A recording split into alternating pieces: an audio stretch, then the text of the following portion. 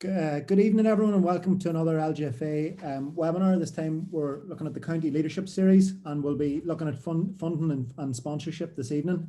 Just while everyone's logging in, I'd like to introduce myself. My name is Niall Mulrine. I'm a National Development Officer with the LGFA. I've also got Jackie Cahill along with us this evening. Jackie, would you like to introduce yourself? Yeah, thanks, Niall. Hi, folks. Yeah, I'm Jackie, Commercial and Communications Manager with the LGFA. So I'll be talking you through the sponsorship section around best practice and some key tips to help you along your journey. Good evening, everyone, and a happy new year to all of you. Hope you're all keeping well. Thanks very much, Jackie. And before we introduce our other speaker for this evening, I'd just like to remind you some of our housekeeping tips this evening. So just if you like to mute yourselves while the webinar is going ahead, just ensure everyone hears what's being said. If you want to set your status or raise your hand if you'd like to ask a question, there's a Q&A function, and there's a Q&A function, and there's also a chat box. So I'll be monitoring that throughout tonight's webinar. If you have anything you'd like to input, I'll keep Jackie informed of that. And just if we keep the questions maybe to the end of every section, and we'll go through them then. Some other things, just if you'd like to give us a thumbs up at times, if we move on, just to you're happy enough with what's been said. And we may run a poll at times during the session, so if you want to take part in that as well. And just if you're having issues with sound or even quality of the image, would advise you to leave the webinar and rejoin, and hopefully that will sort that out. But just before we begin, I'd like to introduce our other speaker for this evening, and that is Aisling Hubbard. And Aisling's from Wicklow LSP. So Aisling, would you like to introduce yourself? Hi everyone, and welcome again. My name's Aisling Hubbard. I'm the coordinator of Wicklow Sports Partnership, and formerly Leinster Development Officer with Ladies Football. So that's it. Yeah, thanks very much, Aisling. And I suppose just to start off, Aisling's going to take us through a little on accessing funds. Over to you, Aisling. Okay, so as Niall said, just an overview on accessing funding and what types of funding streams are out there and available to everybody. So in relation to sports clubs and groups and county boards, two forms, as you say, monetary, which comes in the form of grants, sponsorship, all of that kind of area. And then the other side, effort, time and expertise or support, which is, I suppose, what the county board level are going to be delivering to the clubs themselves. So committee members, parents, community members, national governing bodies being the LGFA, and LSPs also locally, which are local sports partnerships. So, local sports partnerships, there's a sports partnership in every single county in the country. It's funded through Sport Ireland. The main aim of the sports partnerships, or LSPs as they're known locally, is to increase participation in sport and ensure that local resources are used to best effect. Some of the outcomes that we seek are listed here, and I've kind of highlighted the ones that might be most relevant to everybody tonight. So the first one being club development, then volunteer training and education. We're also involved in the enhanced planning of sport at local levels through maybe the county councils and things. We host a local directory of sports bodies and facilities available. School, club, community and national governing body links. So we want to try and get all of those groups to work together as best I can. So if clubs or counties are trying to implement a club school link, the local sports partnership in your county might have somebody who's really well resourced in that area. And then our other area, to increase the level of local participation, especially among specific target groups, such as, and some of these are really highlighted within ladies football, so older people, obviously girls and women, so that's one major area, and we do women in sport funding and all those elements, so it's really good to be aware of those, that they exist.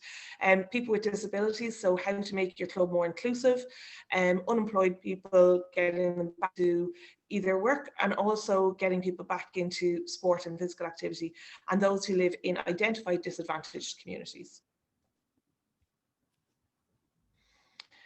So we are guided through the National Physical Activity Plan, and it's a government-led document, and the main action areas within that are relevant to LGFA clubs and county boards are action area 2 and 6. So children and young people and sport and physical activity in the community. It's not a very long document, it's very short. It's worthwhile, if you're going to talk to your sports partnership, have a read up of action area 2 and action area 6. I think they're only about 2 pages each, to familiarise yourselves with what those targets are. And that's where we have to fit our targets under. So what your county or what your club are going to come to us with needs to fit under these areas. Sports partnerships make funding applications every year in November. So if you have a project that you want them to include, contact them before that. So as early as you can, really, to start getting involved. Sports partnerships throughout the country have previously supported clubs with Gaelic for Girls programs, with Gaelic for Mothers and Others, and also with Gaelic for Teens, and some small grants for equipment and coach training for specific clubs within areas. Ideally, sports partnerships want to fund training for club coaches who could then link with possibly a local school for development and how to resource everybody so they can deal with all the players that they're getting.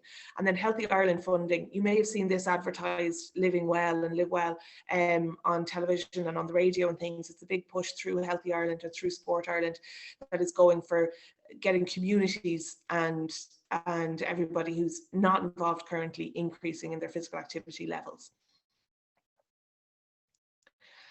So coach volunteer training that they offer, we coordinate safeguarding training within our county, sports first aid, coaching children, which is a Coaching Ireland certified course, and they'll come out to an individual club or a group and deliver this, and it's explaining to coaches how to coach children. So it's a really good one for people who are brand new to coach education.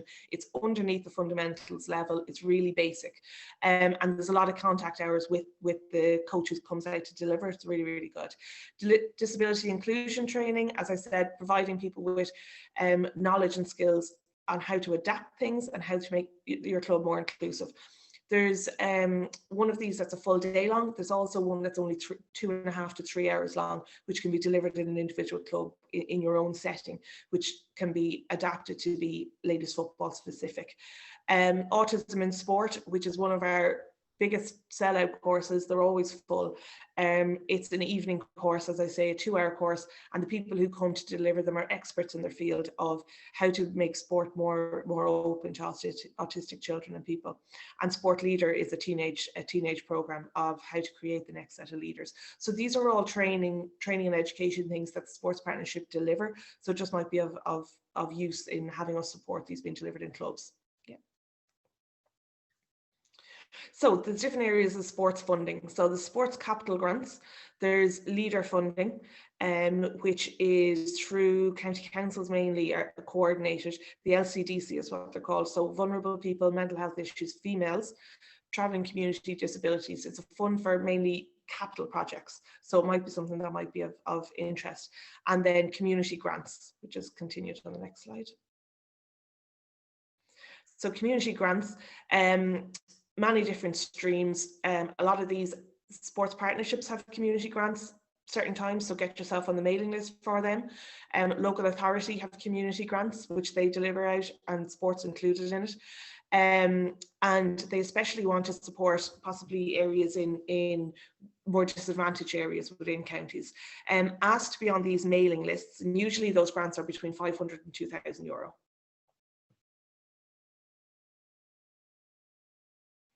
So there's a list of Ulster Grants here as well.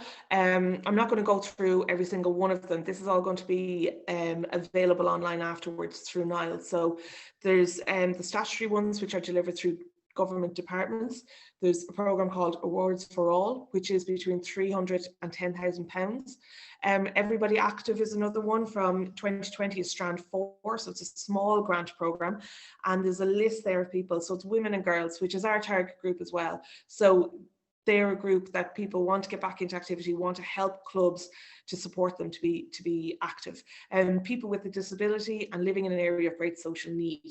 Then there's Community Relations and Cultural Diversity Grant, which is usually between £2,000 and £5,000, but it's a maximum of 10,000, but usually about your £2,000 to £5,000. Community development grants through Ulster, which is up to £10,000 again. It invests in local community by supporting initiatives that contribute to community integration and sport leisure opportunities.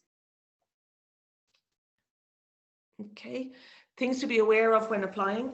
LGFA clubs and GA clubs are different governing bodies. So you are a different governing body to your GA club. So if there's two clubs possibly or going side by side, you can both apply for 2 different grants. So that's an opportunity. And LGFA within your county board, there's nothing to stop you applying for some of these grants. The LGFA club should apply for grants, especially small grants, and make it clear to the assessing team that the club accounts work independently. If they do, if you have an LGFA club accounts and the GA club accounts, that they are separate, that you have 2 separate identities. Don't presume that the assessors understand our sport or your sport. Read the criteria for applying. The minimum is usually a club bank account or club statement, your latest statement within 3 months. A signed club constitution, which is your LGFA handbook, is usually what they'll accept. National and governing body membership, which you all have by becoming members, and elected officers in place. So you have your either county board committee in place or your club committee in place. Larger grants will require more information. So they may require planning permission. They may require proof of ownership or a lease agreement from whoever you're leasing your grounds from, loan offer approval or proof, and your own match funding. So match funding is you need to have a certain amount of money in the bank before you can apply for a grant.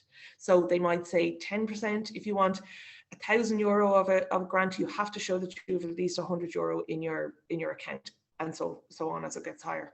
And usage agreements.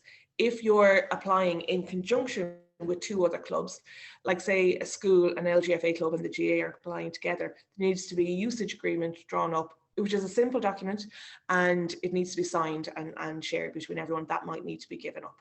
Okay. So when applying, it's usually favourable if there's a partnership involved, as I say, linking with schools or other community groups or other clubs. Read the full application form and all supporting documents before you apply, everything that you need. Be specific about what you want, why you want it, and what benefit it's going to have to your members and possibly the wider community. If there's an opportunity for even an older adults group to use your facility for 2 hours a week or something, that needs to be included in your application, because that will give you more weight and more points. And don't leave it to the last day to submit your application.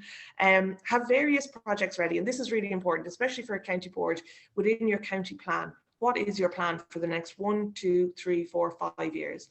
Have projects ready and prepared in advance for different sums of money that you can submit when they arise. So you know now, over the next few years, there's going to be grants that come up for up to €500, then other grants for up to €2,000, others for up to 10,000, and others for over 10,000. So if you could do 4 pieces of paper that have your 4 goals on, if you see a grant available for €500, this is what you put in.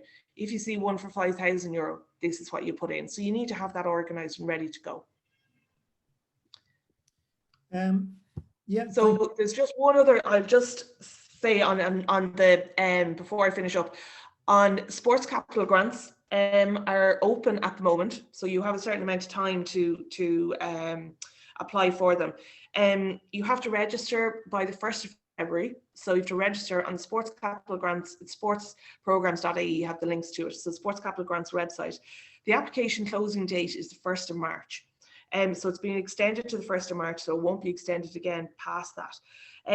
The maximum any club or group can apply for is €150,000.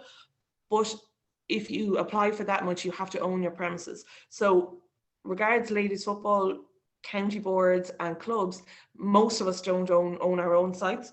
So you can apply for maintenance equipment, which is lawnmowers and things like that, for up to 30,000. But there's one that's really relevant to everybody. So there's an equipment grant of up to €50,000. So you're allowed to apply for equipment. It's not capital spend. So capital spend is building and hard landscape and all that kind of stuff. Equipment grants is your footballs, your cones, your jerseys, your bibs, anything you can think of regards equipment, or some technology around the equipment that you might need for your county to go forward. So that's up to €50,000 you can apply for that. And I would say to people to kind of maybe think outside the box, and even if it's not ready for this application, it might be ready for the next sports capital application. To, as I said earlier, linking with groups is what gets you more points, it gets you more marks.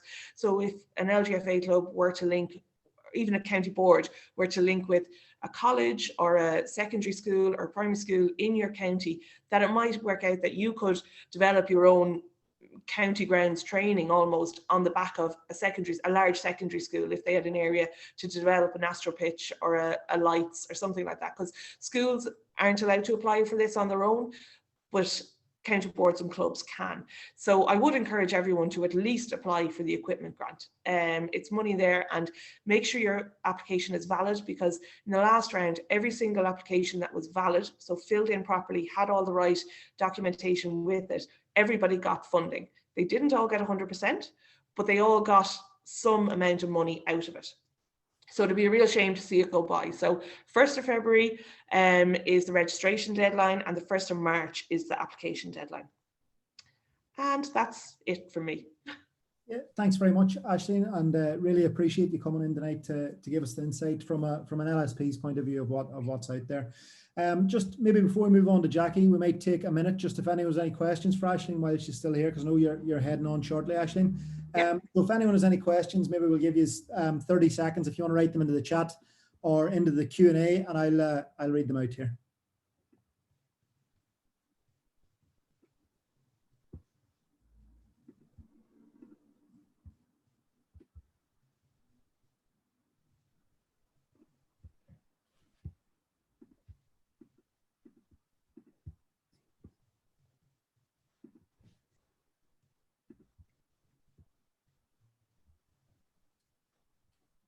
Okay, we don't seem to have anything has come in, Aisling, so you must have explained that really well.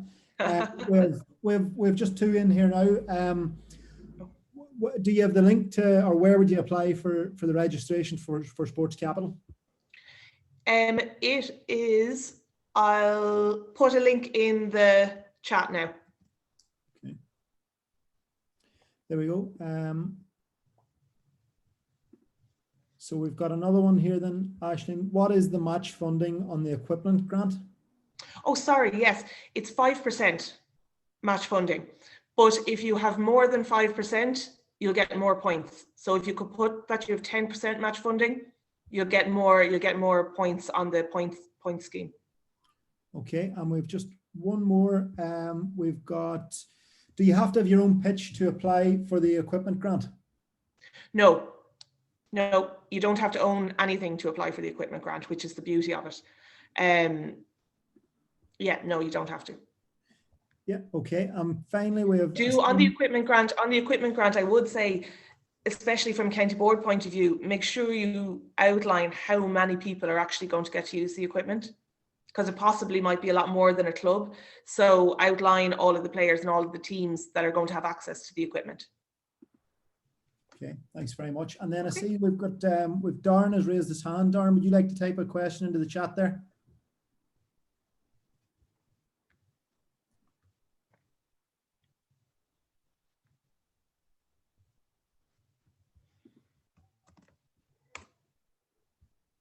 You can see there, just if you want to look at the chat there, Aisling has actually put the link in there as well, so you can follow that one. Yeah, we have another one here for you, Aisling. Can goalposts and mobile dressing rooms be applied for through that equipment grant? Mobile goalposts, yes, definitely. What dressing rooms? Mobile dressing rooms was the other one. I don't know if that might go down as a capital expense. It might be seen as a capital expense. I definitely, actually, on that link that I've sent, there's, if you scroll down to the bottom of it, there should be a link to the Sports Capital Programme team, and there's a person assigned to each county. So if you might just drop them an email and just clarify that one, because I'm just not 100% sure. They are mobile, so possibly, I'm not sure. Yeah, okay. And then we have just one final one from Orla here. Where can you apply for the equipment grant? Is it the same link as the capital grant? Yeah, same link. Same link. There you go. And there's a YouTube, there's videos on it as well on how to do everything. It's really good. They've put a lot of work into it, so definitely. Okay. That seems to be it. So Aisling, thanks again. We really appreciate you coming on board here tonight. We'll move on now to the next section of this evening, and I'll pass over to Jackie here. So Jackie, do you want to work away? Thanks, Niall, and thanks, Aisling, as well, for coming on this evening, and I wish you well. You have a lot going on, busy family life as well, so appreciate your time this evening. Thanks, Aisling. No problem. Okay, folks, so Niall, you are my lovely assistant, so you're going to do a little bit of clicking as we go through this. So I'm going to very, very quickly, a brief introduction onto sports sponsorship. It's a powerful and impactful marketing technique, and it is the association between the sponsor and a sports club, a county board, or a particular unit. The sponsor aims to generate brand or business awareness and customer loyalty or new custom. And for the county or club, in this instance, we have county officers this evening. You are the sponsee, and it's about finding a source of finance. And looking around the various counties right throughout the country, many of you, the vast majority of you, seem to have really good sponsors. This is from the outside looking in, who seem to be proactive and have good presence on the front of jerseys and in various other places. So that's always very, very good to see. Okay, now you can kick on there to the next slide. So look, very, very brief standard example, a popular example is a brand or business logo on a team's jersey. At local level, visibility and local media exposure are the obvious benefits for a sponsor. I've used the picture of Sinead Heron on this slide because coming up to the TG4 All-Ireland finals, we had to be a little bit more creative in what we did in terms of getting photo shoots done. So what we did was we took the four captains, Fiona Claffey from Westmeath, Maura O'Shaughnessy from Meath, Doireann O'Sullivan from Cork, and Sinead from Dublin, and we brought them to four locations which were synonymous with their local counties. So here's Sinead on Grafton Street, nice shot. The AIG sponsor, very visible on the front. We had Maura at the Hill of Tara. They have Key Pack on the front of their jerseys. We had Doireann O'Sullivan from Cork with Super Value down in Blarney Castle. And we had Fiona Claffey as well from Westmeath on a local location as well. Very picturesque and very nice. And a lot of these landed in local media and indeed national media. And we would have used them heavily across our website and across our social media channels as well on the lead up to the All-Ireland finals. So, you know, anytime you go and look for pictures of Dublin players, you're going to see AIG in the front of the jerseys. Galway is Supermax. You actually become it becomes ingrained in your mind the various sponsors from the various counties, and that's a really, really good example of visibility and how the continuous showing of a sponsor on gear particularly can become ingrained in your mind, and you begin to associate the sponsor with the county, which is obviously what you're looking for. Okay, so next slide, Niall. Any questions at any time? You can. We'll take questions at the end, Niall, I guess. So if you've got any questions, just keep them in the locker. So if you're looking for sponsorship, some simple rules at home: get your pitch right. What do you have to offer?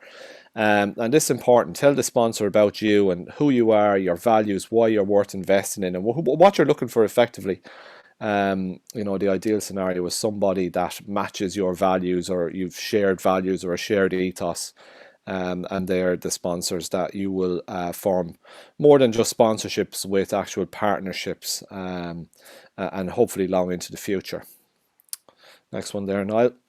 So from previous dealings with sponsors, and we were fortunate to get some on board last year, and we're very, very grateful to currentaccount.ie for coming on board as our new club championship sponsors, and also for our National Volunteer Awards as well, particularly in light of the pandemic that we've been gripped by over the last year. They've shown enormous faith in the LGFA, and indeed I know from looking at the social media channels of various counties that you've been very fortunate to have good sponsors who have stuck by you right throughout this what has been a crisis. You know, on the pitch things have been relatively okay, but off the pitch it has been a huge challenge, not only for us as an association but for the various county boards as well. So I guess getting to know you is the very first port of call for any sponsor once you've managed to nail someone down for a cup of coffee, or in these times a Zoom call. More to the point, you tell them about your county, some details about your assets, and you want them to learn your objectives for a potential sponsorship, and you also want them to discover who you are trying to reach as well. So you tell them pretty much everything good that you can about yourself as a county. Okay, Niall. So the process. So what we really want is, particularly if it's in retail, if it's in automotive, if it's in anything with a sales element, and the vast majority of sponsors obviously are in that space, if not all of them. So they'll want to know how can your client harness this county membership. So what you're looking to do really is discuss assets specifically curated with your goals of customer and colleague recruitment in mind, and that, to strip away all those words there, it's a wordy enough sentence. What you're looking for is to come up with strategies whereby the sponsor can gain access to your members, your fans, your social media followers. And I think it's an important point to note as well that sometimes there's the vast majority of counties, and they're very, very active on social media, but one of the first questions that your sponsor or potential sponsor is going to ask you is, how active are you on social media? How many followers do you have? How often do you engage with them? How often do you post? So obviously LGFA we're heavy on social media. We're on Twitter, Facebook, and Instagram. And so I would have found over the last few years, particularly, that we've gained followers in that time, thousands and thousands of them. We've moved from a situation in 2017 where we were at 1,500 on Instagram. We're almost at 30,000 now on Instagram. So that is a following. That's an asset. It's the amount of people that will engage with posts, which could be specific to any sponsor that you might have. So that's 30,000 sets of eyes potentially looking at that, and once they share it, that potential reach increases exponentially. So it's very, very important to have a strong social media following wherever possible, or at the very least to be active on social media on any given time. So I think it was important for the LGFA as an association, if you want to be taken seriously by people that you're speaking to, very, very influential people in the world of business, that you have we had a base of social media followers in particular, and obviously we've a large membership base of over 200,000 people as well, which is important. So kicking on there, Niall, to the next slide. So what you need to do, obviously the ultimate goal is to develop a unique platform for your client to achieve its goals through a sponsorship with your county. And what you'll do then towards the end of the process, if you're fortunate enough to get that far with a sponsor, is to combine all of your shared assets to broaden the reach that I've spoken about and to enhance engagement. So if you look back at the last number of months, in particular throughout the pandemic, and I think I'm going to touch on it in a slide in quite soon as well, there would have been huge traction for the likes of retail, particularly for the role that they would have played throughout the pandemic. And obviously we have Lidl as our official retail partner, who did some tremendous work with us during that time. And once we lost the concluding rounds of the 2020 National League, we had to think a little bit outside the box in terms of how we were going to keep Lidl visible and engaged with our members. And in that case, we a new set of ambassadors specific to mental health and Jigsaw and the One Good Club message was cultivated, and they brought specific messages to our members as well to help them through the pandemic, and some very, very simple tips in terms of looking after your mental health during that time. And a lot of those, all of that messaging is still very relevant at this time as we battle our way through another lockdown, and it hasn't been easy for any of us.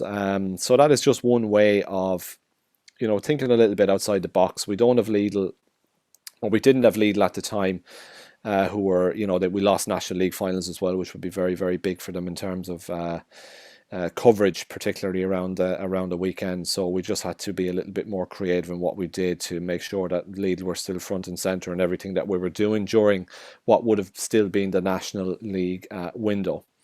Next one there, Niall. So closing off the deal then, what we'd normally do is we would send heads of agreement to a potential client, and once all of those heads are discussed, debated, tweaked, and finally agreed upon, we move to contract stage and we'll sign the contract and commence the partnership. And that's pretty much how in an ideal world, but of course it's never straightforward, but that's how a normal contract negotiation would work, or discussions with a potential sponsor would work. So next one on, Niall. So the contract as well, it should include pretty much everything here. How long is it going to be for? The fees involved on an annual basis. Normally, we would look for a minimum 3-year deal, which is and a dedicated and proactive partner as well. So again, it goes back to what I said previously, that you're looking for somebody that matches your values, that shares your passion for your county, and then it normally becomes a pretty good arrangement. You would perhaps add in some additional support as well. You make sure that they're exclusive to that category. So if it's retail, obviously you don't. You ensure that there are no other retail partners in your fleet of sponsors. The same with automotive, insurance, etc., etc. And you ensure that they have, they might decide that they're not just a sponsor. They might want to be designated as an official partner of some sort. Could be an energy partner, could be a drinks partner. We have a snack partner at the moment on board with us as well. So there's various different ways that you can help to broaden the arrangement as well. Support costs as well would be something that we would write into some of our contracts as well, in that if there are events or nights that would be relevant to perhaps a competition that they are sponsoring, that they would help us along the way in terms of those support costs as well. And then branding is such a vast area that you could spend an entire presentation on that, so I'm just going to mention it as we go through this presentation. Obviously, the very, very simple and most straightforward branding from a county point of view is the actual logo on the front of jersey, whether it's AIG or whether it's SuperValu or whether it's Comida down in Tipperary or whoever it might happen to be. So next one on, Niall. Contract as well. We'll also look at terms for a potential renewal. So for example, we might say, we'll look at this after, if it's a 3-year deal, we'll look at it perhaps after 2, and we might decide to renew again for an additional 3. We'll review it. I would advise renewing on an annual, or reviewing on an annual basis, to make sure that everybody's happy with what they're doing. Everybody loves a competition, folks. So we would find, particularly with, we had Nutrimino as our official snack partner, who they're from the Glanbia family, and they put a hamper together, I think it was this year, and there was the option to enter that competition on Instagram. It went absolutely nuts. The same on Twitter, the same on Facebook. So if you fancy your sponsor getting engaged with your social media followers, a competition is always a winner. Always a winner. We'd also have a click button on our website as well. So, for example, there's a section on the LGFA website for supporters and sponsors, and everybody that sponsors us will have a click button which will take you directly to the website of the sponsor.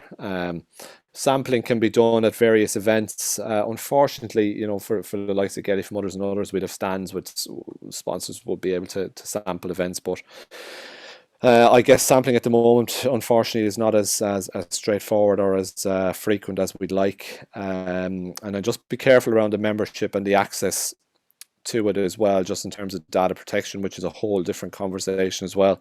What we would do if sponsors are looking to get out a message to our counties and they want that message disseminated down to the clubs, we'll simply send an email to our counties and ask them to distribute that messaging down to the clubs. We would never encourage sponsors or give them access to our database. It's as simple as that. It's against all best practice, and it's something we simply don't do. Tickets as well. Particularly for Croke Park and All Ireland final day, we will assign a certain amount of tickets to sponsors, our leading sponsors in our our family, which at the moment we've Lidl, TG Car, current account.ie would be the three main ones in terms of National League Championship. And the club championships, which we will hope to see some club activity again this year. I think we really missed out on the All-Ireland finals last year. In 2019, they were arguably the highlight of our year for many people, with 3 cracking finals. So again, just unfortunate in terms of the pandemic that we lost a lot of playing activity, particularly last year. And again, just to go back to current account and to thank them for their faith in us, because we had been in discussions for a while, and even when the pandemic struck, they still showed incredible ambition and loyalty towards us, and we're happy to have them on board for the next 3 years as club championship sponsors, and also look out for some exciting developments in terms of our National Volunteer Awards over the next little while, which Niall and Lynn have been working particularly hard on. Okay, next slide, Niall. So look, people are going to ask you, well, look, like, why ladies football? What's so good about this game? And I think we've seen in recent times it's very much part of the overall rise of female sport. And I know the 20 by 20 campaign is now finished up, but it did help to bring some huge and fresh awareness to female sport, and it certainly helped us in some of what we were doing. And I think the 20 by 20 campaign has left how would I describe it? It's left an impact that will last for a long number of years to come, and I think they can be complimented for the work that they did. And you know, in terms of ladies football, we would have worked hand in glove with them during the time that 20 by 20 was active, and they did a lot of good work for us. And in tandem, you know, because given the strength of the organisation that we are, I think what we were doing as well would have helped to elevate them to a whole new level also. In terms of the attraction of ladies football, obviously we cater for all and for all age groups. If you think of the playing base that we have, right down to the development initiatives that we have, Gaelic for girls, Gaelic for teens, right up to Gaelic for mothers and others. We cater for pretty much every age group, from young kids right through to elderly women, and we do it quite well. So there's a competitive element obviously to ladies football, but there's also the recreational aspect of it. Playing ladies football and training, you're promoting a healthy lifestyle. It's very much a community-based sport, the largest female sport in Ireland, and continuing to grow. And it ticks all of these boxes in terms of grassroots, Irish culture, family. Very, very important as well. And again, I've mentioned the social media thing. They will ask, you know, well, look, how good are you on Facebook, Twitter, Instagram? And they'll also probably ask you as well, what are your membership figures like within your respective counties? And you can tell them, well, look, we've got X in underage, X in adult, and we also have the Gaelic for mothers and other clubs as well. So kick on there, Niall. There's just a couple of things spinning through my head as I'm going through this. So yeah, like I think probably a mistake that some people make is that they and maybe this is because we've now been elevated to a whole new level. I would argue, in that ladies football is now a serious business, and has been for a while now. And in light of that, you should definitely consider yourself a serious player when you come to the table and you're talking to any sponsor. So maybe people are too hung up on what they can, you know, maybe a bit shy or a little bit don't believe that what they have is strong enough for a sponsor. But look, if you've got a sponsor sitting down at the table in front of you, you've come, you're on the right track. So what you've got to do is think about how you can make the sponsorship work for you as well, right? So what you should demand of a sponsor really is, and I've mentioned this previously, is that they are dedicated and proactive, right? So it's not just a case of writing the check, you know. So too often I've seen it down through the years, we'll write the check and we don't see any sign of the sponsor then for for God knows how long, for too long. And okay, that might be fine for some people, but I don't get it, because I would rather that the sponsor is proactive, is dedicated. You've regular catch-ups, regular activations, and you're discussing how you can move this partnership forward on a continuous basis. So you have the shared DNAs and values. So, you know, activation is very much about how you can switch on this sponsorship. So what you can do is ask your members what they like and what they don't like about your county. I mean, it's a very useful undertaking at the best of times, what they want more of and what they want less of, because the sponsor might be able to solve a potential problem for you, right? So you, as I say, you feed your findings back to the sponsor, ask them for ideas to solve the problems raised, add more value, and give more of what your supporters want. So I think Mayo did a very, very nice thing there. Was it last year or the year before, in terms of working with Top Isle to just give some fuel discounts for players. Very simple, very straightforward. Got some nice awareness for Top Isle, and also gives some money back into the pockets of the players as well, which is what we're always looking for. So ask your sponsor what they want to achieve. It's always more business. For some, it's brand awareness, but for the vast majority, it's business, it's customers, and then it's obviously keeping hold of that customer base and that retention as well. So, for example, we have AIG as our official insurance partner. So what they want to obviously do is some brand awareness, but they also want to sell insurance premiums. So we try to work alongside them to push out the offers that are available to all LGFA members, and in turn we will hope that translates into policies. Okay. So as I say, you create an opportunity that solves a problem for your supporters and attach the sponsor's goal to that. So we've had some campaigns as well, and some useful hashtags that will be running at various times through the year. So, for example, serious support for the Lidl National Leagues and proper fan for the TG Cahir Championships. And there are some engaging experiences around those competitions as well. Not so much at the moment, unfortunately, but for example, we did have a competition in tandem with the RT School Hub for the All-Ireland final, whereby a young girl from Cork, Alana was her name, got to it was a virtual VIP for our All-Ireland finals on the 20th of December just gone. So very, very simple. Alana was able to video call myself, Rena Buckley, Ronan from TG Cahir, Breen Tyres, who was commentating on his 20th All-Ireland final, at various times throughout the day on WhatsApp video. And what it did, it just gave the young girl, lovely young girl Alana, just a little bit of a sample of behind the scenes what happens on All-Ireland final day. Obviously people couldn't be there, but we were able to bring a little bit of All-Ireland final day to her. And I think there was Niall, you might recall this. I think one of the Premier League clubs was able to bring a young fan who may have been ill behind the scenes as well. With I think it was an iPad, and the captain was walking out with the iPad onto the pitch, and it's just clever stuff, just thinking a little bit outside the box as well. And that's what the fan experiences are becoming increasingly popular and increasingly more important, particularly at a time where we're obviously playing matches behind closed doors. So anything that we can do and anything that our sponsors can do to engage with supporters is very, very important and very, very useful. Okay, next slide on there, Niall.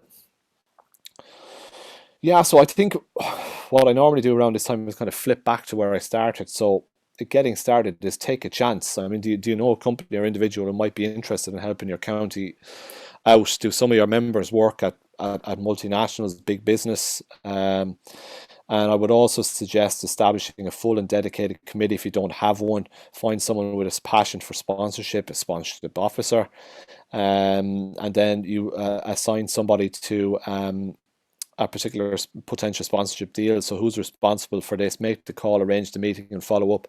So, for example, very, very simple. I won't mention who they are. We had a deal over the last few years where it was a simple case of I hooked up with someone on LinkedIn, made a phone call, took a chance, drove and met for a quick coffee at their office, and eventually it became a sponsorship deal, which was nice. So again, that just goes right back to the piece there. Take a chance. Take a chance. You don't know, if you don't take the chance, you don't know what's going to happen.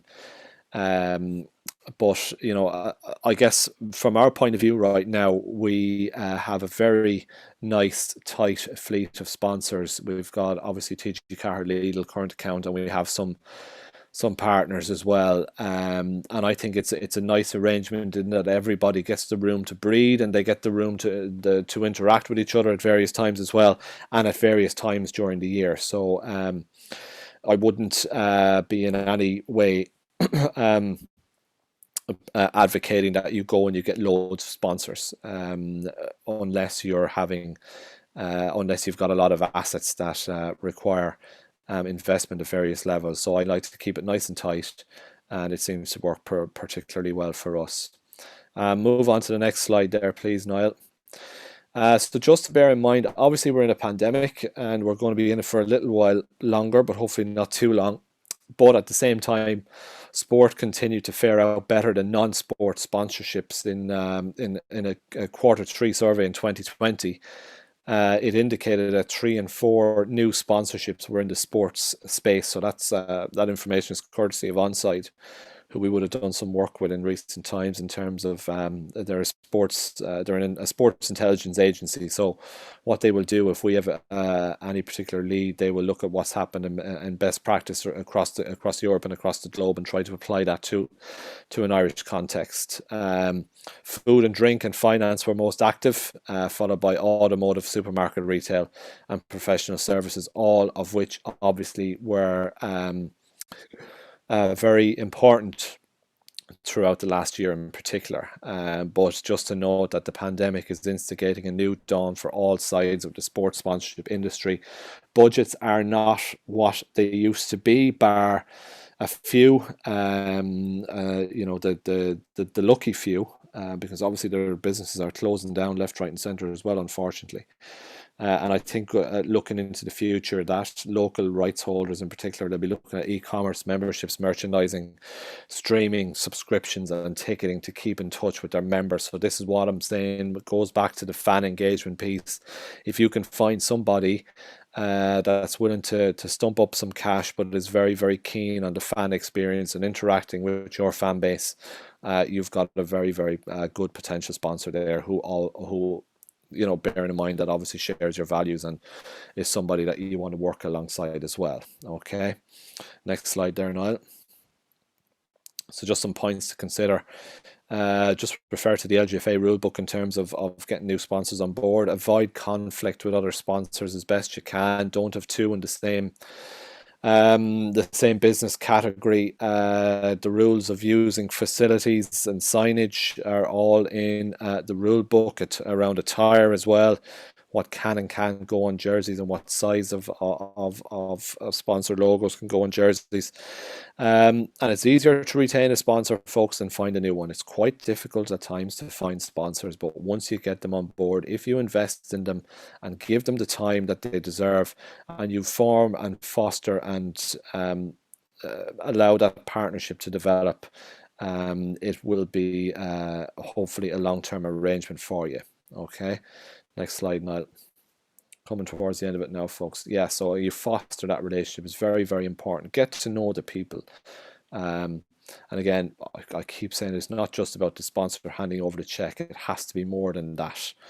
And then like, I'm really just scratching the surface on a lot of the things here, folks, because if you get a new sponsor, then you're talking about a PR launch, potential brand ambassadors, and the final in bold there, you have to get a contract and sign it, because there's too many loose arrangements, I would believe, are in place. How many, it's just a point to consider, how many sponsorship deals are out there with absolutely no contract. Now, at the same time, a contract should be a point of reference. If your relationship with your sponsor is going particularly well, you will rarely have to refer to the contract. It should be a relationship that just runs smoothly.